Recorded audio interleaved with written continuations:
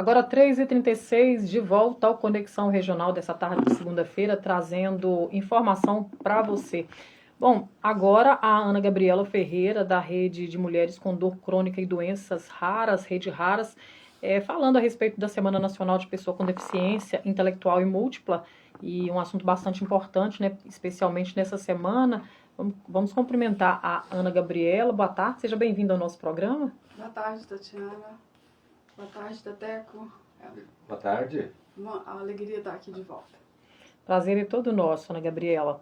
Bom, queria que você falasse um pouquinho a respeito da semana, né? Essa semana tão importante, Semana Nacional da Pessoa com Deficiência Intelectual e Múltipla, da importância dele, falar um pouquinho como é que estão sendo as abordagens aqui na nossa cidade. Então, essa semana ela foi instituída por uma lei federal em 2017 e ela visa combater estigmas sobre a pessoa com deficiência intelectual, que até a década de 90 a gente chamava de retardado mental, né, mongoloide, esses termos bem pejorativos e depreciativos, né? Então esses termos caíram por terra e essas pessoas então são designadas pessoas com deficiência intelectual. Aqui na cidade eu não vi falar nada não, viu, Tatiana? Eu vi quando caminhava para a rádio um pequeno grupo da PAI ali na praça fazendo atividade com alguns, né, dos jovens e adultos que são atendidos lá na instituição. Qual que é a importância dessa semana, né? E eu agradeço o espaço. A pessoa com deficiência intelectual, ela percentualmente é o maior número de casos no grupo de pessoas com deficiência. Segundo o censo de IBGE, nós temos 14,4 milhões de pessoas com deficiência no Brasil. O censo de 2021 informa que a gente tinha 2.200, quase 3 mil milhões de pessoas com deficiência intelectual. A deficiência intelectual, quase sempre, ela não vem sozinha. Por isso que a semana também é a semana da deficiência múltipla.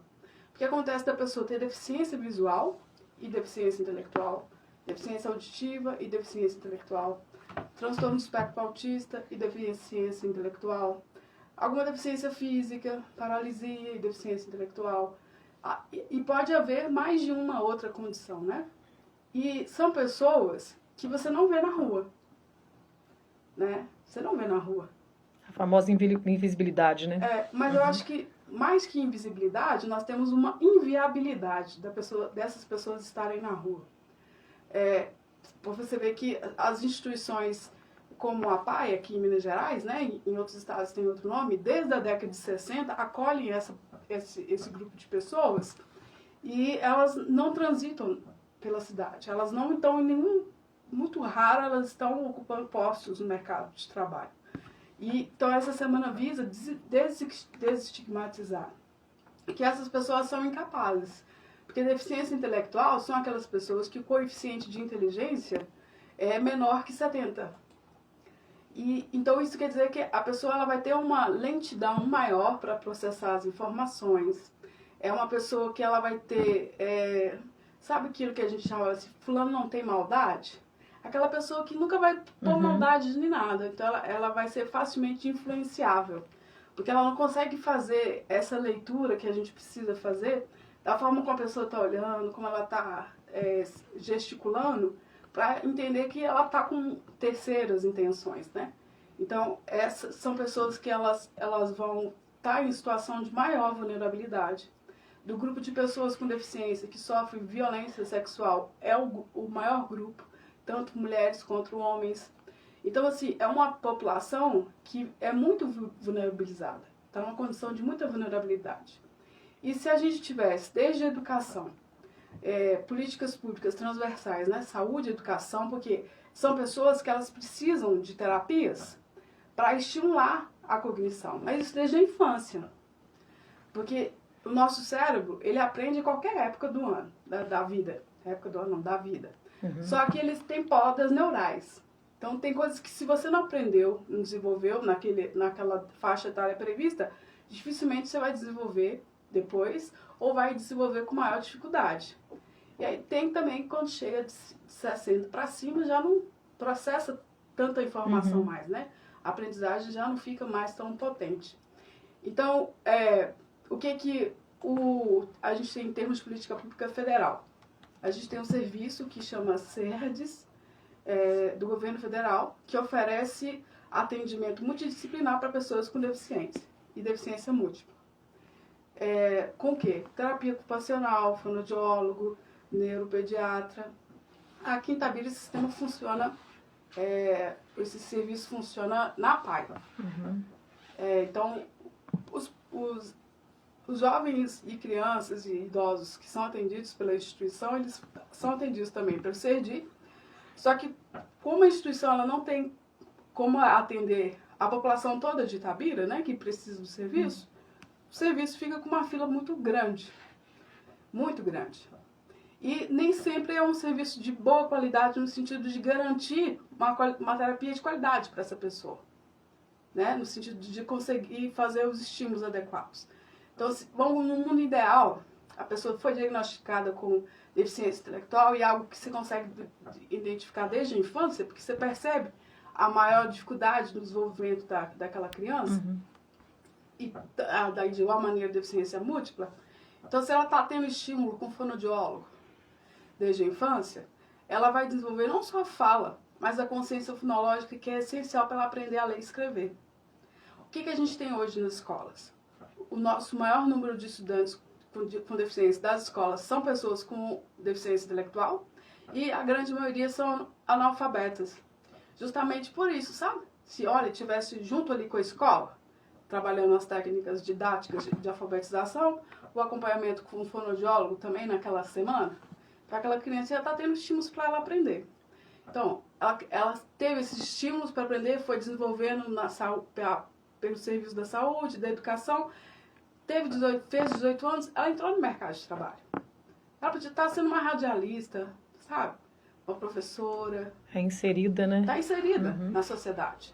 Então, elas são pessoas que elas por falta dessas políticas públicas estruturadas, assim, como tá lá só no plano, né? Viver sem limites do governo federal, essas pessoas elas não têm acesso a isso. Por isso que Itabira precisa daquele centro de convivência dia que funciona no APAI, que são pessoas com deficiência intelectual e deficiência múltipla, já adultos, alguns idosos, que precisam de um lugar para passar o dia. Né? Eu acho isso muito triste. Isso me deixa muito triste. Até porque você tem, né, conhecimento de causa, né, em casa, você tem um filho autista, e baseado nisso, quais são as maiores dificuldades que você vê na questão educacional, ou se fosse para olhar, por exemplo, para falar, olha, tem um aspecto na sociedade que é o mais difícil de lidar, que seria, por exemplo, ou na saúde, ou na questão de políticas públicas direcionadas à questão de sociabilizar. Quais seriam as questões que mais pegam aí nessa situação? Eu penso que é transversal. É preciso da política pública com o serviço da saúde, educação e assistência social juntos. Por exemplo, no meu caso, né, o meu filho, além do transtorno do espectro autista, ele também tem altas habilidades. Ele não teve dificuldade no aprendizado escolar. Ele tem dificuldade de outros aprendizados. De lavar as mãos, lembrar que tem que lavar a mão antes de comer, sair da mesa e tirar e levar para pia, lavar. Essas coisas ele não lembra. Eu preciso colocar pistas visuais para ele lembrar da rotina dele de manhã. Eu tomei café, o que eu vou fazer agora? Escova o dente. Ele precisa desses lembretes para ele estar fazendo. Mas ele faz um cálculo de matemática, assim, 3 segundos. Né? O professor dá uma matéria nova, ele pegou. Às vezes ele não gosta de ir para a escola, ele tem dificuldade de ir para a escola, porque para ele é muito entediante e repetitivo. E mesmo assim ele não perde nota. Porque ele pega tudo muito fácil, né? Mas, em termos de sociabilidade, o meu filho é uma criança de 12 anos que não tem amigos. Isso levou a um quadro de transtorno de depressão e ansiedade. Né? Uma criança de 12 anos que nunca teve um amigo. A gente fez uma festa de aniversário para ele uma vez e convidamos todos os coleguinhas da escola, ninguém apareceu. E aí agora ele nem quer bolo mais. Tem bolo. Então assim, é muito difícil, porque tem o estigma das pessoas, né? E tem também as dificuldades da sociedade mesmo. Então, para mim, o que pesa, né, para o cuidado com ele é a questão da saúde. O meu gasto para cobrir as terapias para ele é gigante. E eu não consegui vaga no Serdi. E é isso, né? Agora, para outras famílias, as outras questões são mais complicadas ainda, né? Porque se a criança ela precisa dessa terapia para ela se estimular, por exemplo, o meu filho, ele começou a conseguir segurar a bola, brincar com bola com 11 anos, depois da terapia ocupacional, porque o diagnóstico dele foi tardio, aos 10 anos. Ele não conseguia pegar na bola com a coordenação motora, de fazer duas coisas ao mesmo tempo, sabe? De observar a trajetória da bola e conseguir pegar ela. Foi com a terapia ocupacional que ele conseguiu. Então, assim, se a gente tivesse tido o diagnóstico cedo, e ele tivesse de todos esses estímulos, talvez ele não tivesse tantos prejuízos. Né? Até mesmo essa estabilidade. Porque quem quer brincar com um menino que não consegue chutar uma bola, segurar uma bola? Né? Não tem uma resposta, não tem uma reação, né, aos estímulos, né? É muito importante isso que você está falando. Agora são 3h47, nós estamos recebendo a Ana Gabriela, que é da Rede Mulheres com Dor Crônica, Doenças Raras, falando para a gente também na Semana Nacional da Pessoa com Deficiência Intelectual e Múltipla. Bom, você falou que você tem um filho com espectro autista, né? Então, essas informações para os pais também são importantíssimas para eles saberem conviver com isso, porque tem hiperfoco numa determinada coisa, tem facilidade com uma coisa e com outras já tem uma dificuldade imensa. Então, os pais sendo bem orientados também, não vai ficar fácil, mas vai ficar menos difícil, não é isso? Para auxiliar? Vai. Quando eu cheguei para fazer a avaliação dele, né, o psicólogo me perguntou assim, por que você quer fazer a avaliação do seu filho? Fazer para me ajudar ele da melhor maneira. Porque eu sei que eu preciso de ajudar ele de alguma forma, mas eu não sei como fazer. Porque muitas coisas do comportamento que ele tinha, eu achava que era preguiça, Teteco. Sabe? Eu achava que, esse menino tá fazendo de conta que não tá me ouvindo. Fazendo de conta que não tá me entendendo. Não, ele estava hiperfocado numa coisa lá. Por isso que ele não estava de fato me ouvindo. De fato, ele não estava prestando atenção no que eu estava falando, nas orientações que eu estava dando. Você queria te cortar, o diagnóstico veio quando? Ele estava com 10 anos. 2 anos atrás. Bem recente. Bem recente. Então, assim, mas eu estou falando de uma criança que, com a graça de Deus, ela vai conseguir entrar no mercado de trabalho, porque ela não tem comprometimento cognitivo. Tem médico com espectro autista, tem vários profissionais. E tem uma outra situação que às vezes surpreende os pais, e eles não sabem lidar com isso, porque tem muita facilidade para uma coisa, surpreende, você pensa que a pessoa não vai conseguir fazer, ela te surpreende em uma coisa que você avalia de fora. É uma coisa boba? Que é uma coisa corriqueira, tranquilo, comum de fazer, às vezes a pessoa não consegue. Né? Meu filho não consegue, por exemplo, abrir a portão da garagem. Né? Que é daqueles de sanfona. Não. Mas é isso, né? Porque tem que pensar fora do foco, né? E ele tem um foco. Não é só nem pensar fora do foco. É a questão de um comprometimento das funções executivas, coisas que as pessoas com deficiência intelectual também têm. É uma área do cérebro que gerencia essa questão da gente fazer o planejamento. Você fez um sinal para a Tatiana, ela já conhece esse sinal, te deu espaço para você fazer pergunta. E é exatamente assim que a gente trabalha, parece que você até viu. Agora, a pessoa que tem comprometimento da função executiva, a pessoa que tem TDAH, autista, deficiente intelectual, ele não vai conseguir. Ele vai ver isso, mas ele não vai perceber. Ele está vendo tudo que está aqui, mas ele não está percebendo alguns detalhes. Né? Porque ele está focado em alguma coisa. Né? Se alguma coisa chamou a atenção dele, ele está focado naquilo. Então, ele não consegue ver o externo. Né? Não tem uma visão multifocal. Então, essas limitações, elas, mesmo com terapias, elas vão permanecer porque é do quadro, da condição da pessoa. Então, a sociedade ela tem que ter informação sobre essas questões. E ela ser uma sociedade que viabiliza a vida em sociedade dessas pessoas, né, a partir de políticas públicas, vai fazer com que essas pessoas elas não fiquem clausuradas, não fiquem fechadas dentro de casa. Né? E também não se ela tem uma compreensão maior, que é o caso do meu filho, infelizmente vai gerar depressão e ansiedade. Alguns, a grande maioria das pessoas com transtorno de espectro autista também tem deficiência intelectual. É aqueles que a gente chama de nível 2, nível 3, que tem o maior comprometimento, justamente por causa desse comprometimento cognitivo. Então, se essas pessoas elas não tiverem, de fato, esse estímulo de terapias e o apoio de educação inclusiva, é muito difícil que elas consigam entrar no mercado de trabalho quando fizer 18 anos, né? Prosseguir nos estudos, fazer faculdade. Muitas delas não concluem nem o Fundamental 2. Sai da escola no 7º, 8º ano. Então, assim, é uma realidade muito triste. Eu, com base na experiência que eu tenho de profissional da educação, eu fiz um comunicado para o Conselho da Pessoa com Deficiência, né? Dos casos que eu tive em 9 anos, do que foi feito pelas escolas, do que existia ou não existia de serviço de saúde, de assistência social, e o quanto que a educação é muito mais presente na vida da pessoa com deficiência do que as outras áreas de políticas públicas. Sabe, a ausência da saúde é tremenda, mas também da assistência social. Porque essa orientação para os pais, por exemplo, é dever da assistência social. Está lá na Lei Brasileira de Inclusão, salvo engano, artigo 28, sabe? A assistência social tem que garantir que essas pessoas tenham acesso aos seus direitos. Como? Conversando com a família, orientando a família, dando suporte para a família.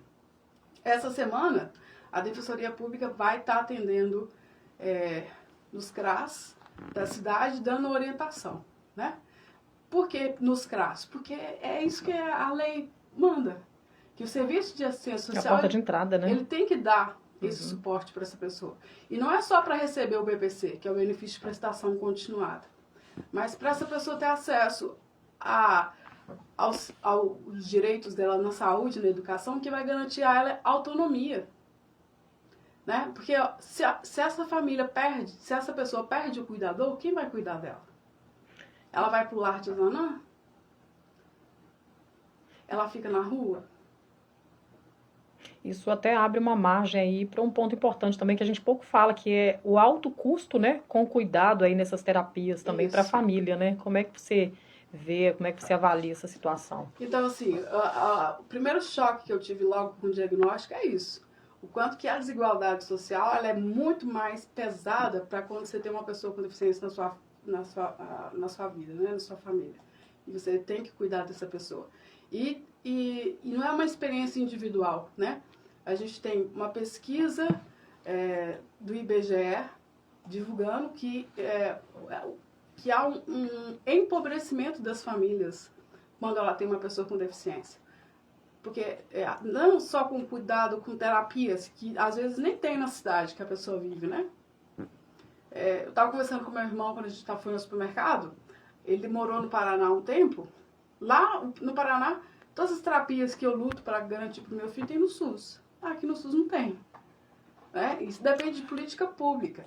Então, dependendo da cidade, a pessoa não vai ter terapia, mas a família vai ter que arcar com aquilo, né? Por exemplo, com medicação, porque a pessoa não tem terapia, então a pessoa fica um pouco mais agressiva, mais descontrolada, né? Mais ansiosa, mais depressiva, com medicação.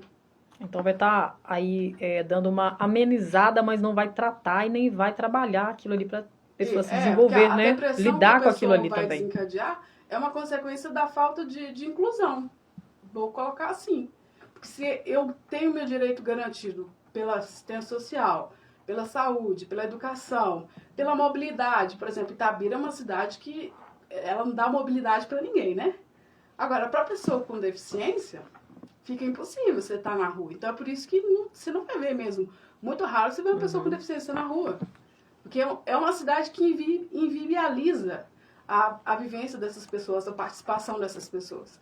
A calçada, as ruas, os sinais, eles não favorecem o trânsito das pessoas com deficiência, sobretudo deficiência intelectual, que ela vai estar um pouco mais desligada, menos atenta, se ela não tiver um treinamento para essa vivência em sociedade, né?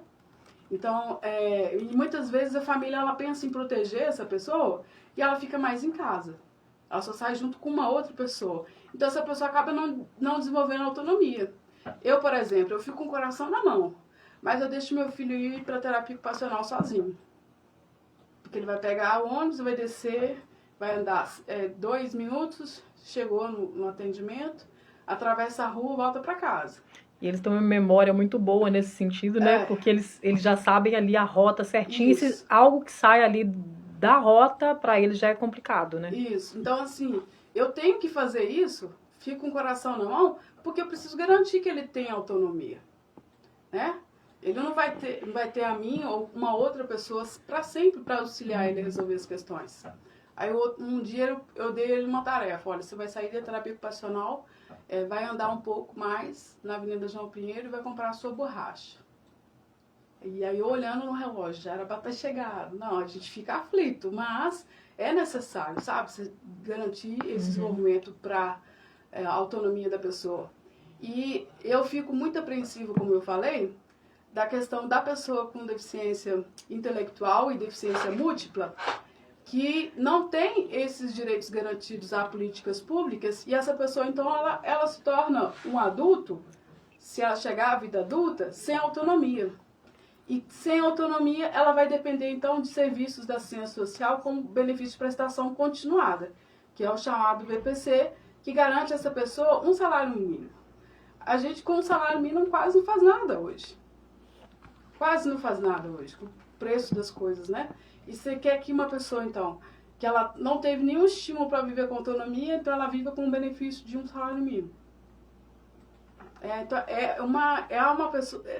se não estruturar políticas públicas na nossa cidade para essas pessoas, a gente está dizendo que são pessoas que são quase como descartáveis na nossa sociedade. Elas estão numa situação vulnerável e vão ficar ainda pior. Pensa, a Itabira é uma cidade que a gente sabe que não vai ter água daqui a pouco, né? Como que vai ser para uma pessoa que ela precisa de um suporte para viver com autonomia? E ela não tem o suporte, porque não tem o serviço na saúde. Se não tem agora, que a cidade tem a arrecadação da Cefem, né? Tem um orçamento bilionário. Se não tem esse serviço na saúde agora, vai ter quando essa cidade ficar sem a Vale? E a gente ainda não sabe qual vai ser o carro-chefe da nossa economia? Como que vai gerar essa economia? Não tem agora uma educação inclusiva?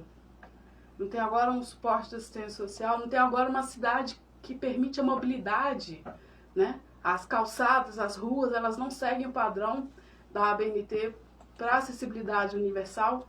Não tem políticas públicas para garantir a vida, os direitos da pessoa com deficiência intelectual e deficiência múltipla. Então, se é para pensar na sustentabilidade de Itabira, a gente não pode deixar invisibilizar que essas pessoas elas dependem de políticas públicas hoje, para agora. Agora, 3h59, a gente está conversando com a Ana Gabriela, da Rede Raras, aqui de Itabira, e daqui a pouquinho a gente vai voltar, né, no próximo bloco, a gente vai para o intervalo comercial bem rapidinho, mas já já a gente continua esse bate-papo com a Ana Gabriela.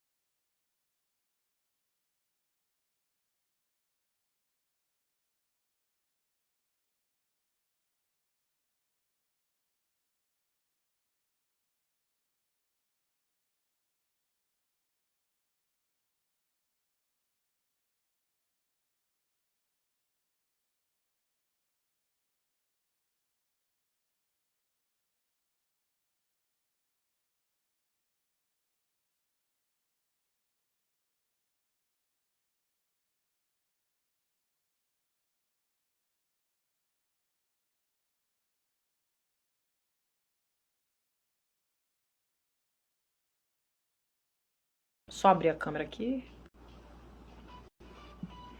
De volta agora às 4h02 com o bate-papo com a Ana Gabriela Ferreira, ela que é da Rede Raras aqui de Itabira. Estamos falando a respeito da inclusão, né? Falando a respeito dessa semana Semana da Pessoa com Deficiência Intelectual e Múltipla aqui, que está sendo aí trabalhado nessa semana nacional, inclusive, e a gente está falando um pouquinho a respeito do tema, as dificuldades, desafios, né, a respeito das leis também. E por falar em lei, Ana Gabriela, eu queria saber se dentro da lei, né, brasileira aí da pessoa com deficiência, se tem alguma... o que você destacaria que funciona, algo que realmente você fala assim, não, vou aplaudir porque realmente a gente consegue receber, né, todo o suporte, todo o apoio que a gente precisa.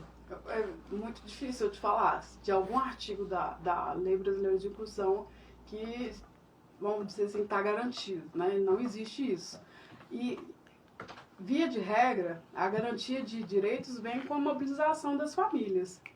As famílias precisam ter acesso à informação sobre esses direitos, os caminhos para reivindicar, para que esses direitos eles sejam materializados em políticas públicas, né? Por isso, a importância que as pessoas com deficiência elas estejam a par das discussões que acontecem no Conselho Municipal dos Direitos da Pessoa com Deficiência. Porque, por exemplo, em Itabira, a gente não tem um dado estatístico oficial do número de pessoas com deficiência na cidade. E nem esse número de pessoas por condição de deficiência. Então, como que você vai planejar a política pública de mobilidade, de educação, de saúde, de inclusão no mercado de trabalho, de inclusão no lazer, de inclusão na cultura, se você não sabe o número de pessoas que você vai precisar atender de forma por meio do poder público, né? Então, muitas famílias que têm conhecimento dos direitos, geralmente acionam o Ministério Público. Às vezes acionam o Conselho Tutelar, mas geralmente acionam o Ministério Público. Mas é importante que essas pessoas também elas participem das reuniões mensais do Conselho dos Direitos da Pessoa com Deficiência, para que elas coloquem lá as problemáticas para os conselheiros discutirem isso, né?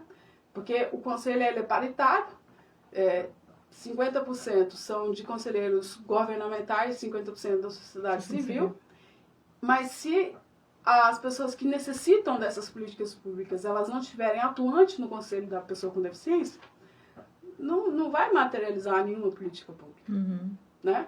Porque sou eu que padeço, né? Sou eu que sei aonde que aperta o calo, que tenho que me movimentar, que tenho que gritar. E isso é cansativo. Inclusive tem um termo que tem sido muito discutido no âmbito jurídico, mais na região sul do Brasil, que chama fadiga do acesso. Que para eu conseguir a vaga do meu filho na escola e garantir professor de apoio, eu tive que acionar a justiça. Para mim conseguir terapia, eu tive que acionar a justiça. Para mim conseguir o passe livre para viagem intermunicipal para ele fazer algum atendimento à saúde, eu tive que acionar a justiça. Isso vai dar uma canseira na família, né? Tudo é muito burocratizado, então dá uma fadiga no acesso à garantia desse direito, porque não é reconhecido pelo próprio poder público.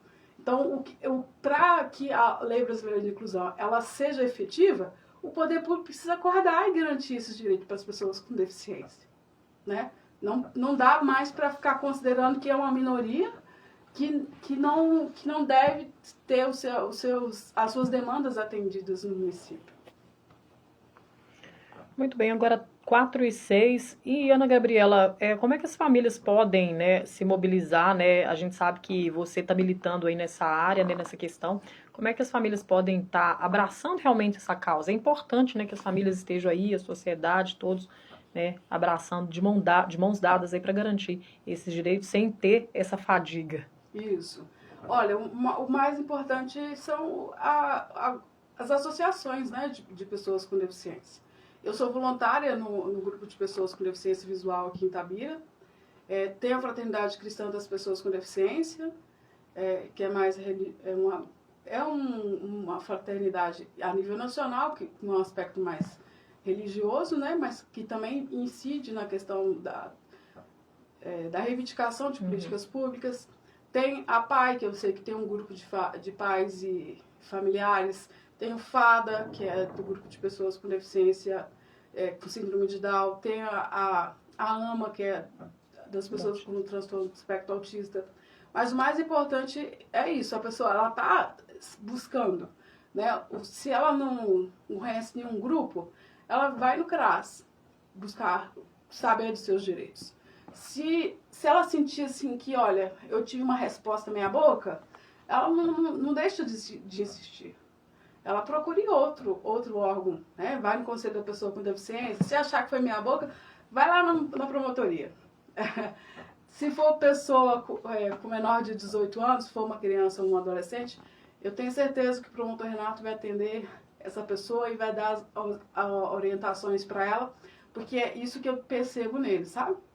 As famílias que eu tenho contato, que procuram ele, me relatam que ele atende, que ele orienta, ele conversa com a pessoa de assim, igual para igual. De igual para igual, para dar esse suporte. Porque ele tem esse olhar, né, que necessita do judiciário também ser inclusivo, né, de garantir o direito dessas pessoas. E aí aproveitar a audiência do programa Conexão Regional para falar disso, né, que essa semana os CRAS de Itabira vão estar recebendo o pessoal da Defensoria Pública para dar orientação em relação aos direitos de todas as pessoas, né, que são público do CRAS, que utilizam o CRAS, mas, sobretudo, a pessoa com deficiência também pode procurar, né? Dúvida em relação à aposentadoria, em relação ao BPC, em relação a serviço de saúde, em relação à educação, né? Qualquer coisa. Muito bem, só para a gente finalizar, Ana Gabriela, eu queria que você falasse um pouquinho a respeito da Rede Raras, né? Como é que ela atua, quais são as funções e atribuições da Rede Raras aqui para Itabira? Então, a Rede Raras é um coletivo de mulheres com dor crônica e doenças raras. Algumas doenças raras levam a condição de deficiência, né? E, recentemente, a fibromialgia também foi reconhecida nacionalmente como deficiência. Essa lei vai passar a vigorar em 19 de janeiro de 2026, porque, como ela determina algumas regulamentações de políticas públicas, ela tem um prazo de 180 dias para começar a ter vigência. E a gente apresentou, enquanto coletivo, duas propostas para a Câmara de Vereadores aqui em Itabira. A gente ainda não teve retorno nenhum em relação a essas propostas, justamente de regulamentação de leis federais, para garantir acesso à saúde, principalmente para as pessoas com dor crônica e doenças raras. O município alega que já atende a nossa demanda, mas isso não é verdadeiro. Porque se eu preciso de um acompanhamento frequente com reumatologista e eu entro numa fila e que eu vou ficar nessa fila 1 ano, 2 anos esperando, não está atendendo a minha demanda, não está atendendo esse público. Se eu tenho lúpus e eu não consigo acompanhamento com reumatologista no SUS por causa dessa demora, isso levou a um comprometimento dos meus rins, a saúde de Itabira não está atendendo a minha demanda, né? Então, até eu vou aproveitar de novo a audiência do Conexão Regional para pedir à Câmara de Vereadores em Itabira, às vereadoras e os vereadores, para lembrar, né, das propostas de projeto de lei que a Rede Raras apresentou aos vereadores solicitando regulamentação no nosso município. Uma é para regulamentação da lei, né, da fibromialgia e dor crônica, e outro é a regulamentação da portaria do Ministério da Saúde, que garante uma linha de cuidados para a pessoa que tem doença rara. Né? A regulamentação de como que é esse fluxo, com política de conscientização, com a garantia de atendimento com especialista e tudo que a gente necessita para ter qualidade de vida. Muito bem, agora faltando não, está passando, né? São 4 horas mais 12 minutos, que passa tão rápido. Nós estamos recebendo hoje Ana Gabriela Ferreira, da Rede Raras, não é isso? Rede de Mulheres com Dor Crônica e Doenças Raras, mas também falou para a gente sobre a Semana Nacional da Pessoa com Deficiência Intelectual e Múltipla. Os temas são todos eles muito importantes, mas as informações para as pessoas que têm alguma limitação também foram muito importantíssimas, porque quem lida com isso tem que ter um mínimo de preparo para ela ter uma melhor compreensão das coisas, para estar orientando, e até para quando a pessoa for interagir com alguém de fora, ela vai intermediar ali tranquilo e vai tranquilizar a criança ou o adulto também, né? Sim. Porque tem adulto também nessas condições. Nós agradecemos muito, imensamente a você pela sua participação, por todas essas informações importantíssimas que você trouxe para a gente aqui na nossa programação. Em nome da direção da Rádio Pontal, dizer para você que a rádio estará sempre com as portas abertas. Precisando é só chamar que nós estamos aqui. Vai ser sempre um prazer receber você e o pessoal lá da Rede Raras. Eu agradeço a você, Teteco, a Tatiana, pelo acolhimento. E para mim é muito importante poder falar disso, né? E levar, através da audiência do Conexão Regional, informação para que as pessoas busquem mais informação, né? Para que a gente tenha os nossos direitos reconhecidos e garantidos. É isso aí, abraço. Obrigado. Seja bem-vinda sempre.